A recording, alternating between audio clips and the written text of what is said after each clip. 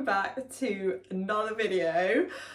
Oh, I don't know why I'm sharing this, but it's got to be done because we all start somewhere. And as you guys know from previous experience, when I bought Vossi to, well, he was bought to be a show jumper, that didn't work out well, did it?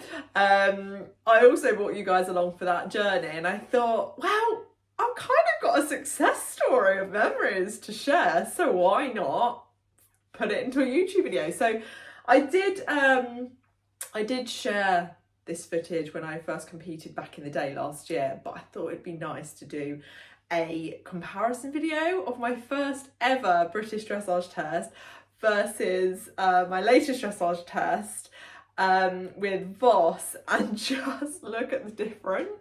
It's absolutely mind-blowing, genuinely, but I kind of wanted to share it because I wanted to give you guys at home that are watching some hope that you might not have a beautiful dressage horse, you might not have a beautifully bred dressage horse, but if you put in the time, if you put in the training, you can produce some really good scores and surprise yourself.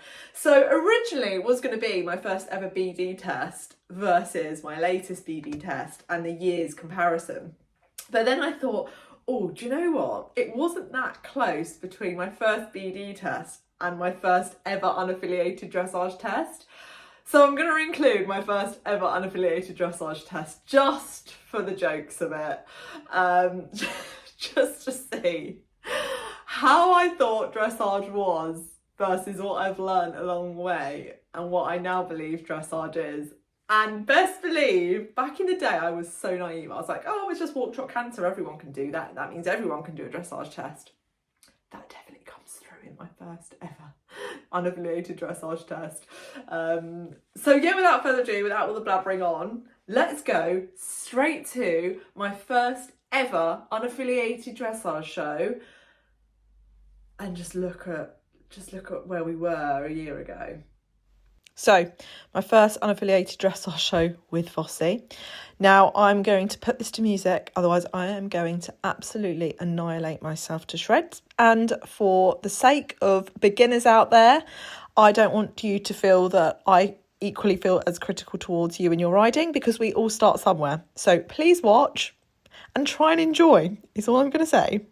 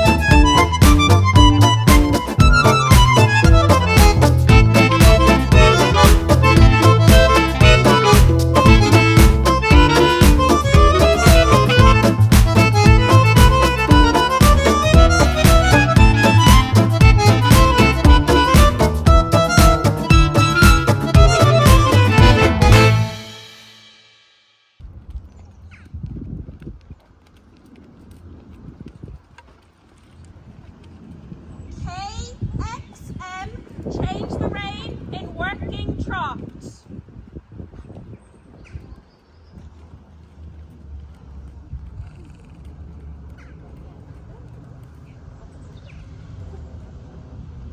Between H and E, medium walk. E, half circle 10 meters in diameter to X. X proceed down the centre line. Between X and G, hold immobility, salute.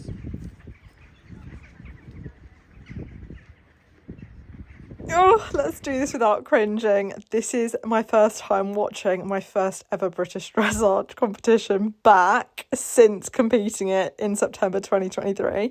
What is that fly doing, please?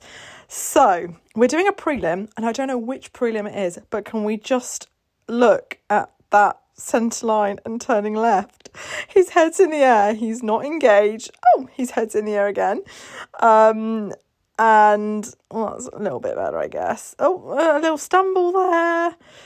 Oh, Charlotte. Oh, God. Half of me is just like, where has this confidence come from of me feeling like it's a good idea to share this kind of stuff publicly? But, you know, I always share my stuff publicly for the memories. That was supposed to be a walk across the centre line, which was far too late. I just can't believe I went out to a show like this, genuinely. So I guess we're doing another 20-metre circle down here. Don't know what this test is. If any of you recognise this prelim, comment below, because I do not for the life of me remember it. Is it maybe the 17A? Oh, God knows. It's definitely not the prelim 19. Wow. That transition was absolutely not great, I think is the politest way of putting it. The canter, we've always struggled with our canter the most. To be fair, I think this is an okay canter for us, given how appalling it was when we first started. We literally couldn't canter, just to put it bluntly. Yeah, this is the prelim 17A, because I recognise the transition down to trot across the diagonal. So I take you... Oh, that transition was appalling. It's because we haven't got enough trot. There's just no trot there. Again, there's no canter. The canter needs to be a lot more forward. But do you know what? Just having his head sort of in a sort of nice looking position, I guess, or trying to, because he is just not having any of it, was my main goal here. We really did struggle with him just lifting his head up in the air a lot to start with. Crikey, he did that a lot in this test. And yeah, there was really at the time I didn't know what to do about it. I've got a caller here, and even having a caller was just really stressful for me to even know where I was going, even having someone shout it out. I had a lot of brain fog when I first did BD, and this was my first ever show, so I can only imagine. I feel so sorry for myself here, because I am probably just stressing so much about which letter to get to next and what to do next. You can tell in this walk I have no idea what to do in the walk. I'm just walking how Vossi would naturally walk. Like, you can tell I'm not asking him to stretch down through his neck to do that free walk. I think that was a free walk, you know. I can't even tell properly. That upwards transition to trot was sloppy. There is just no impulsion here in the trot down the centre line. It's just giving meh. Really meh. Not such a bad was downwards transition to walk and halt, but there you go. Now, fast forward a year on, this is our first show to commence our second year in British Dressage, and we're competing in the Novice 5 test. Straight away, just look how much more impulsion and connected Voss and I are, and how nice that turning left was. It was smooth, the rhythm was the same, and actually that was the first time we've ever kept the rhythm coming down the centre line, tracking left. You can just see that Voss and I are so much more together. You can see that I'm now a lot more aware of Vossi when he goes behind the vertical. Like, don't get me wrong, still not 100% perfect. Sometimes he still does tuck his head a little bit, but it took me a whole year to figure this behind the vertical business. That was a much better transition downwards to walk, and we picked up trot, and the transition up to canter was just so smooth. If you remember, looking back at the previous video, how rickety, if that's even the right word, our transitions to trot to canter were, because we just didn't have enough impulsion in the trot to start with. Now we've figured the impulsion in the trot, the transitions up to canter are a lot smoother. Here you can see the canter's still not as forward as I would like it to be, but you can definitely see that I've got more confidence and I've grown more confident in Vossi to kind of push him that little bit more. So here we're doing our half 15-metre circle back to the track to do our counter canter. A year on, we're doing counter canters, we're staying balanced. Vossi isn't doing any flying changes. You guys, for those of you who've seen me from day one with him, will know Vossi loves a flying change. That is the one thing when I bought him as a show jumper that I was told he was epic at, his flying changes. So best believe I cannot wait for the day that flying changes are part of our tests. We were supposed to be doing a medium trot down there. Now, Vossi has got a cracking medium trot. I didn't show that there, because I literally have trauma from the amount of times that we've had a break when I've pushed that medium trot so much at a show. So I tend to be a little bit safe when it comes to the mediums when I'm competing. I definitely need to learn to become a bit more confident in pushing them forward a bit more. But, you know, the 15 metres are accurate. I'm happy, you know, with that. Again, we're just doing the same on this rein, just bringing him down to a walk and then immediately up back to a trot after one horse's width, and then a lovely smooth transition up to canter. It's lovely to watch. I don't want to, you know, blow my own trumpet, but when you look at the previous video and then you watch this back, you can really see a big difference. Remember, guys, this is just a year's worth of training. I've got to shout her out, Georgie Day Dressage, who I train with. We've just come on leaps and bounds, and it's all to do with the help that I've had from Georgie. So yeah, I feel like I'm a lot more connected with Vossi. I feel like I don't look quite so rigid. Please excuse the footage. My friend was filming and she had a little boy there. So she was trying to hold him back and keep him quiet, I think, because he did shout a few times while I was competing. Again, like a really nice counter canter there, a nice smooth transition down to trot. And I think we do our second medium now. Again, we scored a 6.5 for this because we didn't push it that much. I personally thought there was a tiny difference and you could kind of see Vossi flicking his toes in the medium. But our comments from the judges were that we didn't push it enough. But still, look, I'm riding into the corners. The downwards transition wasn't harsh. It was smooth. I was confident in giving my reins a little bit in the walk, whereas in the past, I would have like held on for dear life. There, I was confident to kind of give the reins. Look at the free walk. I know what a free walk is now. So yeah, Vossi has learned to keep his head down. He still tucks a bit, but Jesus, the comparison to last year, whole different ball game. Really, you know, push him forward, keep my leg on.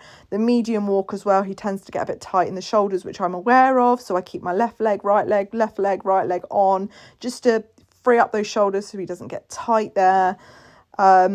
Just so much difference. I'd love to know what you guys think in the comments section below. What differences have you found between the first ever test and this test? And it was in the exact same arena. Isn't that funny?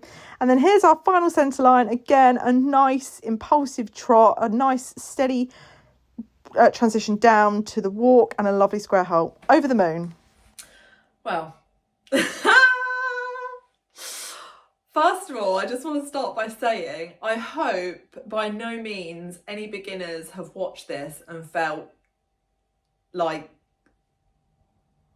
that was really, really critical. I feel like I am my own worst critic, and I feel like we all criticise ourselves a lot more than if we were to watch someone else compete it. So the level of criticism I'm giving myself there, some of you may have thought, wow, you're overly harsh on yourself, Charlotte. But then equally, some of you might have watched that and be like, no, I agree with everything you're saying, Charlotte. I want to critique you even more than how much you've critiqued yourself, Charlotte. Also, some strange words in my voiceover there. I don't know, there was a word that I used and a few words that I used, and I'm sometimes like, is that even a word? Do I just make my own language up? Because when you're like in the rhythm, on the flow of doing a voiceover, sometimes words just come out and I'm like, I don't know if that was a real word. But yeah, I mean, look, there's a huge difference, right? From the very beginning to where we are now. And all I can say is, and reiterate, is anyone who's out there who feels like they haven't bought a good enough dressage horse, they haven't bought a horse that's got good enough paces, I think for the lower levels, your prelim, your novice, even your elementary, I think you're good. As long as you ride your paces correctly and accurately, I genuinely think you're good, even if you don't have a beautiful, incredibly well-bred dressage horse. And I think that's the stage I'm at with Vossi. He's not an incredibly well-bred dressage horse. He's the polar opposite. He's an Olympic show jumping bred failure of a show jumper. And I'm trying to do the best I can with the horse I've got, rather than selling him on like most people would do. They'd just sell him on and be like, no, I'm going to buy something that's more suited to me.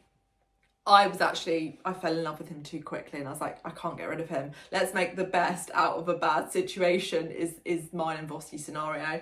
And I think we've done a really good job, and I think that all just comes down to perseverance and good training. So yeah, maybe this is a time for you guys to reflect on your past year with your horse, if you are in the dressage world. Where were you a year ago? Where are you today? Why are you here now? Are you happy with with your growth? Are you not happy with your growth? Do you need to change things up? Do you need to think about getting an additional trainer in who's going to give you that additional pair of eyes on you to give you some more tips on how to improve? I think from my point of view, and how my training has developed so much with my trainer, is because we are so beady-eyed on what the judges say about how my tests go.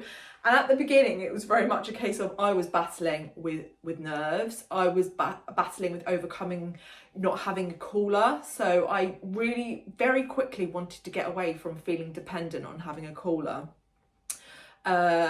So for me, my biggest challenge at the beginning was remembering a test and remembering where I was going without forgetting. There were a couple of occasions I did forget where I was going, but I had to push through it. I know a lot of people gain a lot of comfort through having a reader, but for me, from like a discipline point of view, I just wanted to not have a reader or a caller at all. I just wanted to get in the ring and just whatever was in my head, we had to produce it, even if that meant that the way I was riding wasn't great. That's how I started. Genuinely, I prioritised remembering tests without a caller over riding well, which kind of sounds a bit mad. But anyway, now I always do my test without a caller.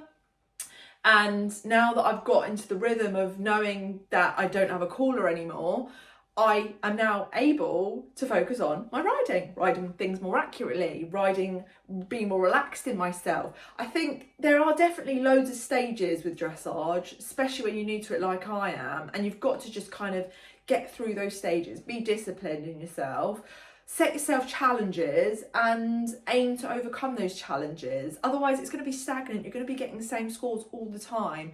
And at the end of the day, the word dressage means to perfect, something along the lines of, to perfect the harmony and riding between horse and rider. It's something to do with being a perfect rider with your horse and harmony. And you're only going to get that if you push yourself, you challenge yourself, you're doing regular training, you're going out to shows so that the judges are giving you feedback, and then you're taking that feedback from the judges and working on it with your trainer at home. And that's exactly what Boss and I have been doing over this past year. And as you can tell, it's paid off. Our latest show, we scored our personal best score of 71.5% in that novice 5. And I'm absolutely chuffed with it. Like, I genuinely couldn't be happier. So, on that note, I just want to thank you all for watching my dressage journey and watching this vlog. I hope you enjoyed it. If you did, please don't forget to subscribe and also follow my Instagram and TikTok and Facebook pages, because you'll get a bit more of like a daily insight into what we're doing, what we're up to. And yeah, I can't wait to see what our second year in BD entails. Take care, guys. Bye.